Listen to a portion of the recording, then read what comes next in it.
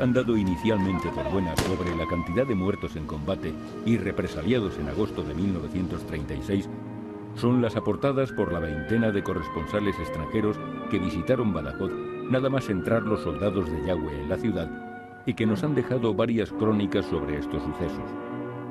En la actualidad, una vez consultadas nuevas y abundantes fuentes en diversos archivos, sabemos que en muchos casos estaban equivocadas en sus apreciaciones. En la actualidad, tenemos la certeza, con muy poco margen de error, del número de muertos llevados al cementerio hasta el día 18. No llegaban a 500. Esta cifra incluye el número total de fallecidos de ambos bandos en los combates y por la represión de los nacionales de los días 14, 15, 16, 17 y 18 de agosto. La mitad de estos muertos fueron causados por los fusilamientos de los nacionales entre los partidarios del Frente Popular de la ciudad. También sabemos, por el propio coronel republicano Puigdengolas, que el total de defensores que había en Badajoz el 12 de agosto era de 275 milicianos armados, 200 carabineros y aproximadamente 100 soldados de infantería, más un número indeterminado de milicianos armados con escopetas o sin armas, que fueron utilizados para labores auxiliares. La práctica totalidad de los soldados salvaron la vida, por una u otra vía, ya que se pasaron a los nacionales a la primera oportunidad.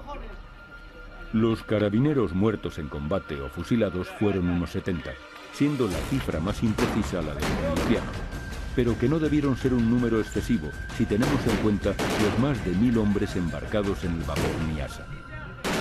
Los fusilados en total estos primeros días nos dan la trágica cifra de unos 250 hombres. Bueno, nosotros en nuestro libro lo que hacemos es reunir todas las fuentes primarias disponibles, más de 20 periodistas que pudieron estar presentes tras la toma de Badajoz con los nacionales el día 14 de agosto del 36, y eso facilita el poder contrastar todas las informaciones y discernir qué es lo que fueron unos hechos que ocurrieron esos días con la utilización posterior por parte de la propaganda del gobierno republicano de lo que es la llamada matanza de Badajoz. Nosotros en el estudio que hemos realizado podemos avanzar que los muertos habidos esos días 14, 15 y 16 en total, sumando los muertos en la batalla más la represión posterior, pueden llegar a unos 500. Estos muertos están enterrados en el cementerio de Badajoz. Bueno, en un primer momento, en la toma de Badajoz, pues bueno, ahí no se cogieron por parte de Legión prisioneros de guerra. Entonces, pues bueno, en esas primeras horas pues es difícil discernir quiénes son los muertos en combate con quiénes son los fusilados en plena calle. Y bueno, en los días posteriores sí es verdad que se fusiló a los que tuvieron partícipe en la defensa de la misma, principalmente a los carabineros que hicieron frente a las fuerzas del teniente coronel Yagüe. Los primeros fusilamientos que tenemos constancia son en la comandancia militar de Badajoz, que son unos 14 milicianos que aparecieron muertos y que fueron vistos por testigos, y después, unas 2 o 3 horas después de la entrada de las tropas, en la plaza del ayuntamiento, junto a la pared de la catedral, que fueron alrededor de 80 muertos el primer día. Después ya posteriormente, en los días posteriores, pues en los baluartes del cuartel de la Bomba también ciframos alrededor de 60, y en la plaza de toros alrededor también de 50-60. Bueno, como dijo antes Fernando, los 3 primeros días podemos cifrarlo unas 500 personas entre los caídos en combate, más los que se ejecutó por la calle o se asesinó durante las primeras horas de la entrada de las tropas en Badajoz. ¿Continuaron los fusilamientos durante los demás días? Sí, se prolongaron durante años, con consejos de guerra. En agosto podemos calcular, yo por el estudio que hice basándome en el libro de cementerios de la ciudad, unas 300 personas durante el mes de agosto. Bueno, la Plaza de Toros, por su ubicación y tanto en un lugar seguro como por su amplitud para vigilar a los presos, fue ubicado como centro de detención de los detenidos. Fue ubicado como centro donde se han guardado los detenidos hasta ver las responsabilidades que habían contraído cada uno en la defensa, bien defendiendo la ciudad, bien participando de alguna manera. No hubo piedad con ellos. El catedrático de la Universidad de Extremadura, Fernando Sánchez Marrollo, y el historiador Ángel David Martín Rubio han demostrado cómo los varios miles de muertos de los que hablan algunos periodistas e historiadores son en realidad poco más de 1000 para los 9 años que van desde 1936 a 1945, a pesar de que Badajoz fue una de las provincias en que se manifestó una lucha política más violenta, siendo la mayoría de los ajusticiados fruto de condenas emitidas por consejos de guerra sumarios, como consecuencia de los crímenes y delitos cometidos durante la etapa del dominio del Frente Popular.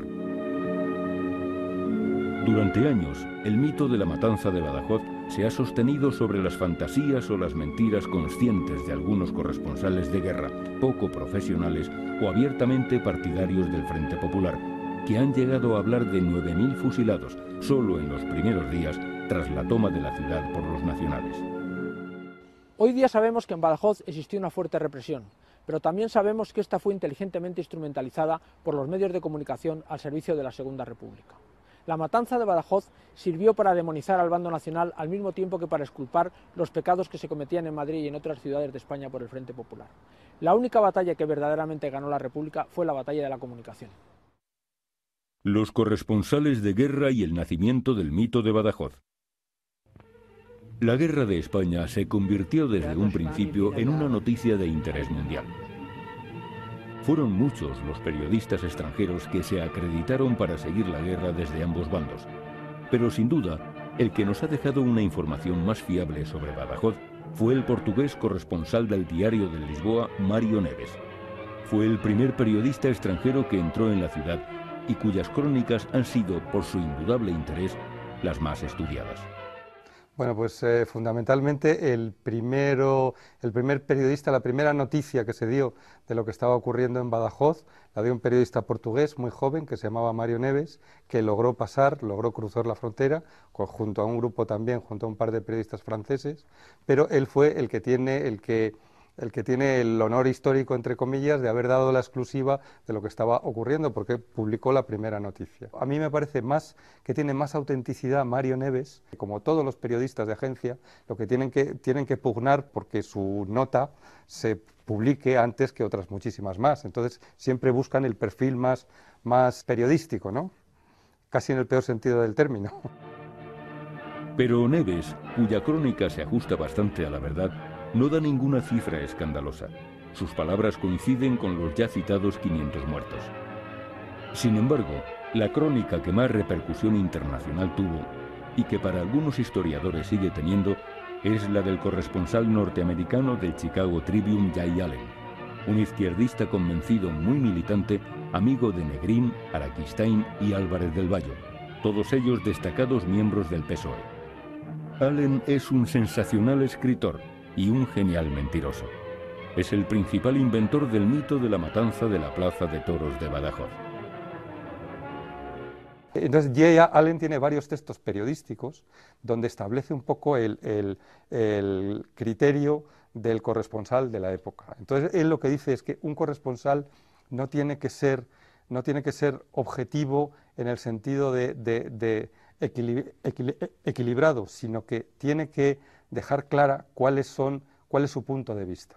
Y el lector no tiene por qué compartir ese punto de vista. Entonces ya está de alguna manera hablando de un tipo de periodismo que pertenece a una época muy ideologizada, donde no se puede pedir otro tipo de periodismo más que ese.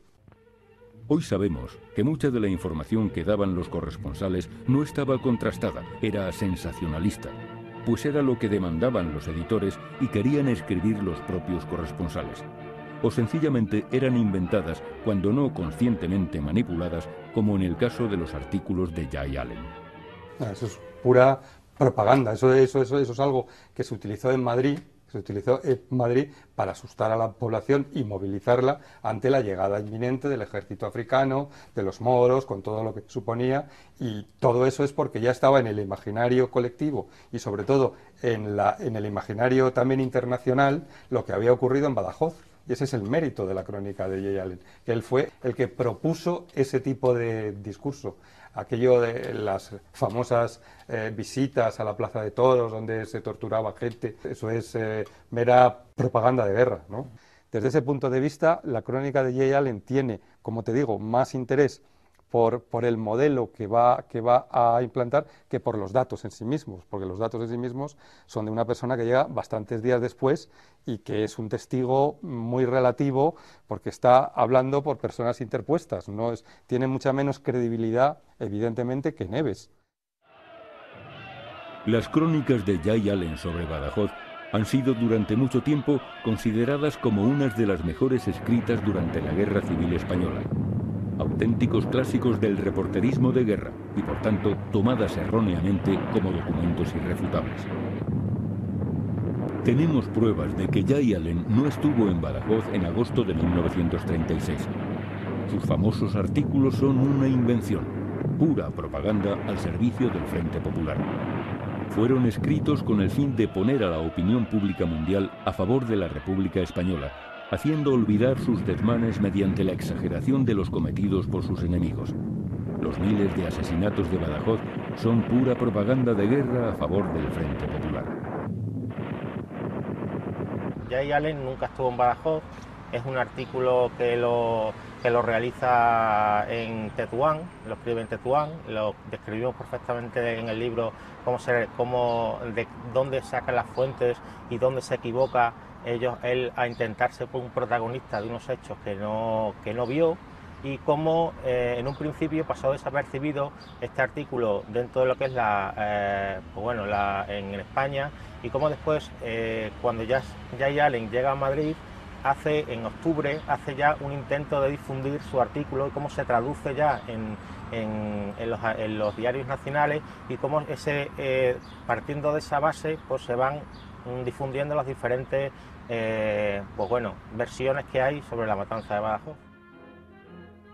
Así, desde los años 60, muchos historiadores han dado por buenas estas crónicas sobre el genocidio cometido en Badajoz por Yagüe y sus legionarios.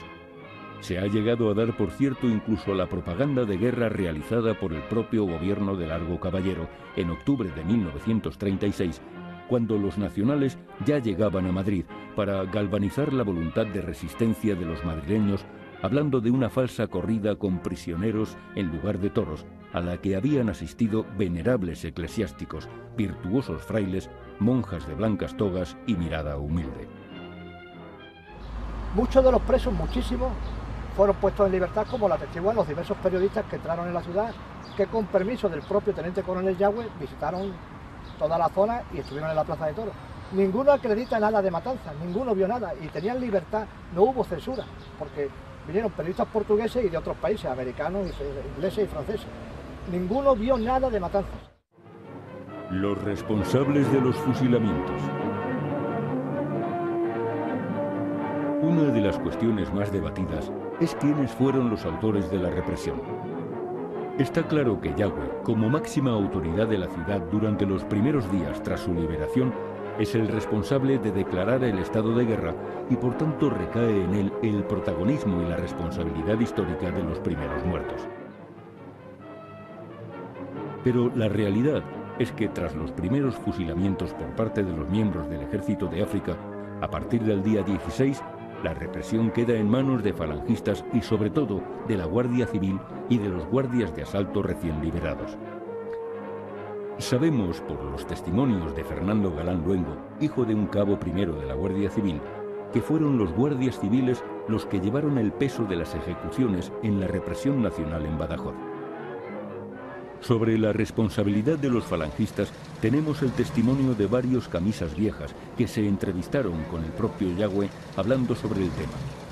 Yagüe, con su carácter hosco y directo, se enfrentó entre otros a Agustín Carande y a Manuel Almeida Segura, recién liberados de una cárcel, a los que dijo que se uniesen a las tropas que avanzaban, que saliesen a liberar los pueblos vecinos y que se preocupasen menos de hacer política y de hacerse con el control de la ciudad. Varios autores aportan el siguiente dato. Después de conquistar Talavera de la Reina por la columna Yagüe, en la primera quincena de septiembre, Dionisio Ridruejo y Ángel Alcázar de Velasco visitaron a Yagüe. Ridruejo abrigaba la esperanza de lograr que el jefe de la legión aceptara como camisa vieja un puesto de responsabilidad en la falange, que conocía una bajada de prestigio por la ausencia de José Antonio Primo de Rivera y de otros jerarcas que se hallaban en la zona republicana. En esta ocasión, Dionisio expresó: «Parece que en Badajoz ha habido una tremenda matanza de rojos», añadió Alcázar de Velasco: «algo horrible». Yagüe contempló a los dos falangistas y sin vacilar replicó: «Yo no he intervenido más que en la conquista de la ciudad.